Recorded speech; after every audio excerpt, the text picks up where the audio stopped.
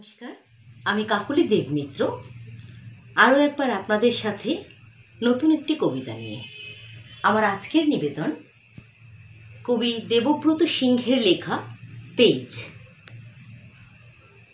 আমি জামবনির কৈরিপাড়ার সেবো কৈরির বেটি সাঁঝলি বটে। কাগজওয়ালারা বললে অতটুকুন বললে হবে কিনে, তুমি এবারকার মাধ্যমিকে প্রথম হয়েছ, তোমাকে বলতে হবে আরও কিছু। টিভিওয়ালারা বললে তুমি ক্ষেত মজুরের মিয়া, তুমি কি কইরে কামিন খাইটে মাধ্যমিকে প্রথম হইলে বলো দেখি, সেটা তোমাকে বলতে হবে খুইলে। পঞ্চায়েতের অনি বৌদি, প্রধান, উপপ্রধান, এমএলএ, এমপি সব একেবারে হামলিয়ে পড়লো আমাদের মাটির কুইরে ঘরে।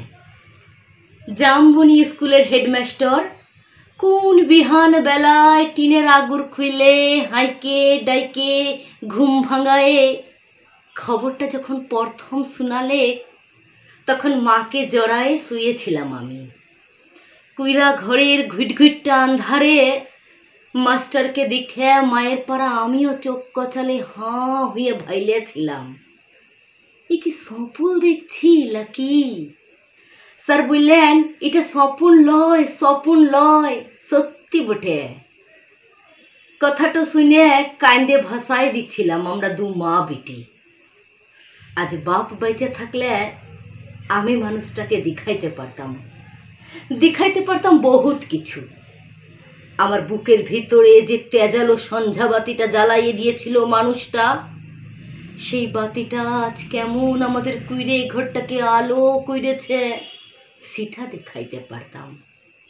আপনারা বলছেন বটে তোমাদের মতো মেয়েরা যদি উঠে আসে তাহলে ভারতবর্ষ উঠে আসে। কথাটা খুবই সত্যি, কিন্তু উঠে আসার রাস্তাটা যে এখনো তৈয়ার হয়লাই। খাড়া পাহাড়ে উঠা যে কি জিনিস, বহুত দম লাগে, বহুত তেজ লাগে। আমি জামবনির কৈরিপাড়ার শিবু কৈরির বেটি সাঁঝলি। যখন থেকে হুঁশ হয়েছে তখন থেকেই শুনে আসছি বিটি না মাটি। ঠাকুরমা বলতো পরের ঘরে হিসেল ঠিলবেক, তার আবার লিখা পড়া। গায়ের বাবুরা বলতো তুই কৈরিপাড়ার বিটি ছিলা, তোর কামিন খাটা ছাড়া গতি কি? বাপ বলতো দেখ সাজলি, মন খারাপ করলি তো হারিয়ে গেলি। শুন, যে যা বলছে বলুক, এসব কথা এক কানে সিমহালে আর এক কানে বাইর করে দিবি। তখন বাবুপাড়ার কুচিল দিঘইরা ঘরে কামিন খাইতক মা। ক্ষয় রোগের তারসে মায়ের গতরটা ভাঙে লাই অতটা। মাঝে মধ্যে জ্বর টর আসতো বটে, জ্বর আলে মা ইগনাতে তালাই পেতে চুপচাপ শুয়ে থাকতো। মনে আছে সে ছিল এক জার কালের সকাল, রোদ উঠেছিল ঝলমলানি, ঝিঙা ফুলা রোদ। আমি সেই রোদে গা দিয়া পিঠ দুলাই পড়ছিলাম ইতিহাস, ক্লাস 7-এর সামন্ত রাজাদের ইতিহাস। দিঘইরগিনী লোক পাঠাইছিল বার কতক। মায়ের জ্বর সে তারা শুনতেই লাই চায়। আমাদের দিদি বুড়ি তখনও বাইচে, কুল তলায় বসে ছিঁড়া কম্বল মুড়ি দিয়া বুড়ি ফুকছিল বুড়ি। সেই স্তক বুড়ি সেদিন পড়া থেকে উঠায়ে মায়ের কাজটুকুন করতে পাঠাইছিল বাবু ঘরে। পুরানো ফটক ঘিরা উঠান, অত বড় দরদালান, অত বড় বারান্দা সব ঝাটফাট দিয়া সাফ সুতর কইরা আইসছিলাম চলে। দেঘুরা গিনি নাই ছাইলে এক গাদা ইটা কাটা ঝুটা বাসন আমার সামনে এনে ধরে দিলে। বলে মা আমি তোমাদের ঝুটা বাসন ধুতে লাইব। বাবু গিন্নির সে কি রাগ, কি বললি তু? যত বড় মূল হয় তত বড় কথা। জানিস তোর মা, তোর মায়ের মা, তার মায়ের মা সবাই এতকাল আমাদের ঝুটা বাসন ধুয়ে গুজারে গেল, আর তুই বললি ঝুটা বাসন ধুতে লাইবি? বললাম হ, আমি তোমাদের ঝুটা বাসন ধুতে লাইব, তোমরা লোক দেখা লাওগা। কথাটা বললে গটগট গটগট করে বাবু গিন্নির মুখের সামনে দিয়ে বাড়ায় চলে আসলাম। তা বাদে সে লিয়ে কি কাণ্ড, কি ঝামেলা। বেলা ডুবলে মাহাতোদের ধান কাটে বাপ ঘরকে ফিরে আইলে দু পাতা লেখাপড়া করা লাতনির ছোট মুখে বড় থুতির কথা সাতকাহন করে বলেছিল দিদি বুড়ি। মা কোনো রাগ আড়েলাই। আঘর মাসের সন্ধ্যাবেলা এগনাতে আগুন জ্বালায় গা হাত পা শিখছিল মা। এক মাথা ঝাঁকড়া চুলওয়ালা বাপের পিটানো বাঁকানো শরীরটা ঝলসে উঠছিল আগুনের আঁচে। আমি বাপের অমন চেহারা কোনো দিন দেখিলাই। বাপ সেদিন মা আর দিদি বুড়ির সম্মুখে আমাকে কাছকে ডেকে মাথায় হাত বুলাই গমগমা গলায় বলেছিল, যা করেছিস বেশ করেছিস। শুন, তোর মা, তোর মায়ের মা, তার মায়ের মা সবাই করেছে কামিনগিরি।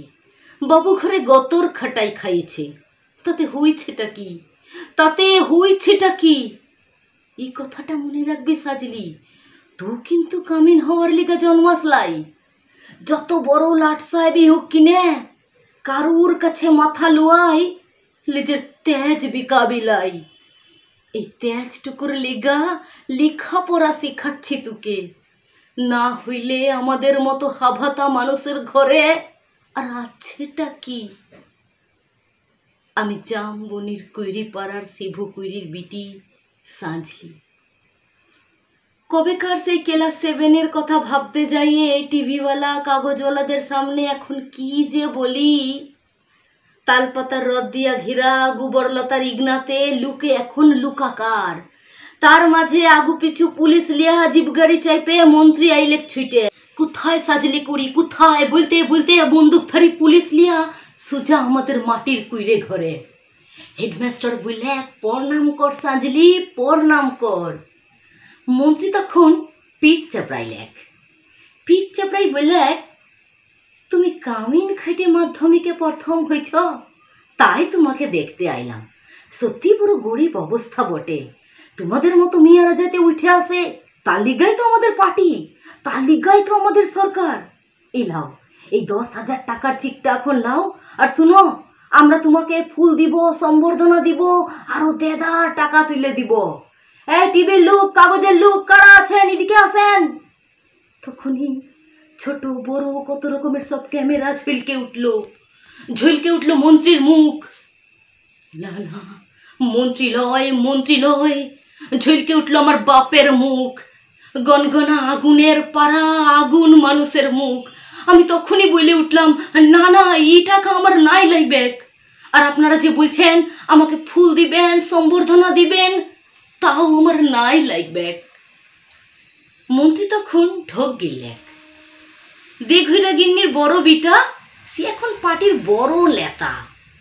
ভিড় ঠেলে আইসে বলে, কিনে কি হয়েছে রে সাঁঝলি?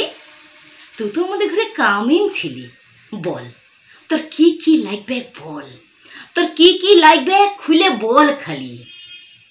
বললাম, আমার পাড়া 100 আরো সাঁঝলি আছে, আরো সেবকুরির বিটি আছে গা গিরামে। তারা যতদিন অন্ধকারে পুড়ে থাকবে, তারা যতদিন লেখাপড়ার লিগে কান্দে বলবে, ততদিন কোনো বাবুর দয়া আমার নাই লাগবে। শুনছেন আপনারা? ততদিন কোনো বাবুর দয়া আমার নাই লাগবে। ধন্যবাদ।